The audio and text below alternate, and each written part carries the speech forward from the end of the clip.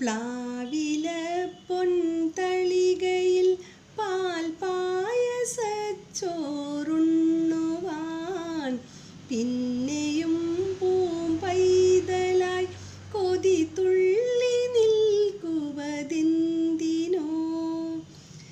ചെങ്കതളിക്കൂമ്പിൽ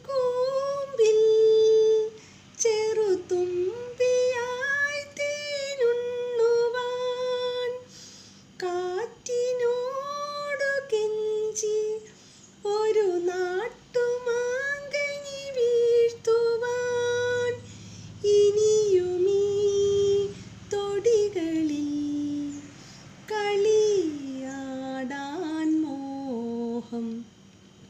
ശ്രീരാഗമോ തേടുന്നു നീ വീണതൻ പൊൻതന്തിയിൽ.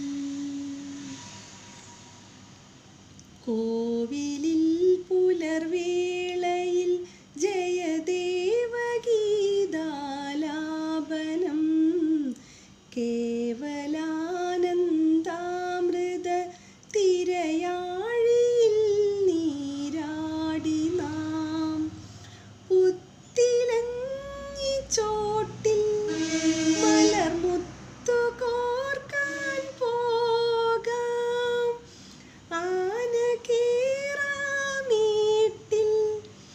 ഇനി ആയിരത്തിരി കൊളുത്താം. ഇനിയുമീ തൊടികളിൽ കളിയാടാൻ മോഹം.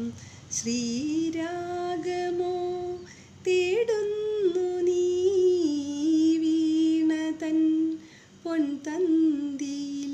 സ്നേഹാർദ്രമാം ഏതോ പദം തേടുന്നു നാം ഈ നമ്മളിൽ.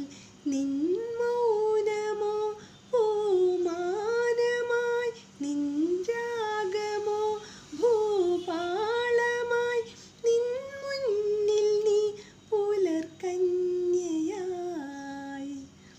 ശ്രീരാഗമോ തേടുന്നു നീ വീണതൻ പൊൻതന്തിയിൽ. എല്ലാവർക്കും നമസ്കാരമുണ്ട്. ഞാൻ ഇന്ന് ശരത് സാറിൻ്റെ ഒരു പാട്ടാണ് പാടിയത്. എനിക്ക് പാടാൻ അറിഞ്ഞിട്ടൊന്നല്ല, എനിക്ക് അത്ര ഇഷ്ടമുള്ളൊരു പാട്ടാണ്. അപ്പോൾ ഞാൻ പാടി. ഒരുപാട് തെറ്റുകുറ്റങ്ങളൊക്കെ ഉണ്ട്. പിന്നെ പാട്ടെന്ന് തോന്നി. എനിക്ക് എല്ലാവരും എന്നെ ചീത്ത അറിയാമെന്ന് എനിക്ക് തോന്നണത്. പിന്നെ ശ്രീരാഗ് ഐഡിയ ശാസ്ത്രങ്ങളിൽ നടന്ന ശ്രീരാഗില്ലേ, ശ്രീരാഗ് ഞങ്ങളുടെ നാട്ടുകാരനാണ്, ഗുരുവായൂരുള്ളതാണ്. നാട്ടുകാരൻ മാത്രമല്ല, 1 കിലോമീറ്റർ ഡിസ്റ്റൻസേ ഉള്ളൂ. അപ്പം ശ്രീരാഗ് എപ്പോഴും ഈ പാട്ട് പാടും. എവിടെ പോയാലും ശ്രീരാഗ് ഈ പാട്ട് ആദ്യം പാടും.